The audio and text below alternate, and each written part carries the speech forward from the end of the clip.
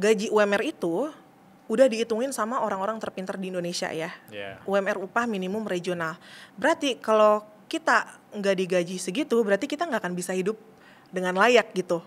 Gitu kan. Nah itu minimal sekali upahnya segitu. Nah berarti kalau kita mau menabung dan lain sebagainya, mau nggak mau kita harus meningkatkan pendapatan seperti itu. Karena kalau misalkan aku pengen membangun aset yang banyak biar jadi kaya dari UMR, bisa, tapi butuh waktu kayak 80 tahun, 100 tahun kayak gitu.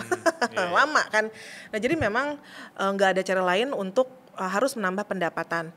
Nah kalau kita mau membangun aset sebenarnya, aset itu kan meningkat 7%, 5%, persenan kan. Persenan itu artinya akan membesarkan apa yang sudah kita punya.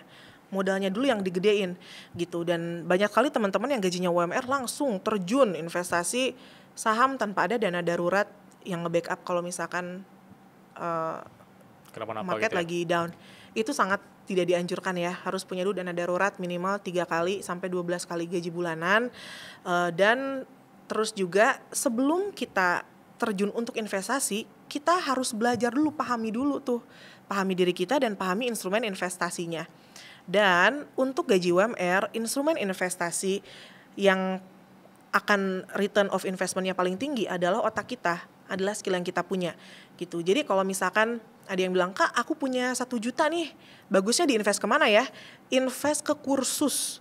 Kursus yang bisa meningkatkan skill kamu, yang bisa meningkatkan chance kamu untuk keterima kerja di tempat lebih baik gitu. Kayak misalkan kalau di dunia keuangan ada tuh associate wealth planner cuman 1.200.000 untuk dapat sertifikasi itu.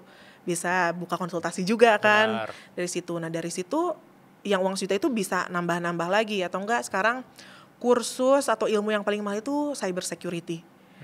Dan pemerintah ini dari Kominfo tuh lagi banyak banget program cyber security yang gratisnya. Yang bayar juga ada, 1 jutaan juga masih ada kayak gitu. Jadi perbanyak dulu income-nya gitu. Karena kalau misalkan maksain banget untuk investasi tapi kita kehidupan sehari-harinya masih susah, nanti juga ngutang lagi.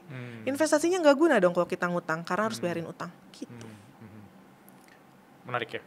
Aku ke pertanyaan ketiga. Ini sangat-sangat emosional.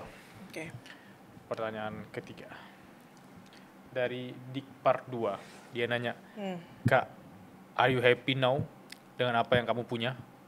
Damn. I am happier. Happier ya?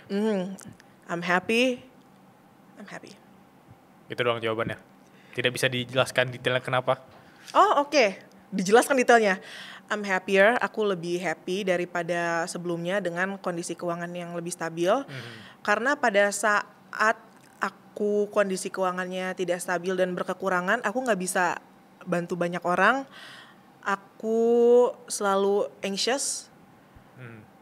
Dan sekarang aku bisa lebih leluasa kalau mau bantu orang, aku bisa punya lebih banyak pilihan dalam hidup. Karena uang itu, salah satunya adalah bisa kasih hal yang lebih baik ke anakku daripada kehidupan aku yang dulu. Wah sangat deep sekali ya.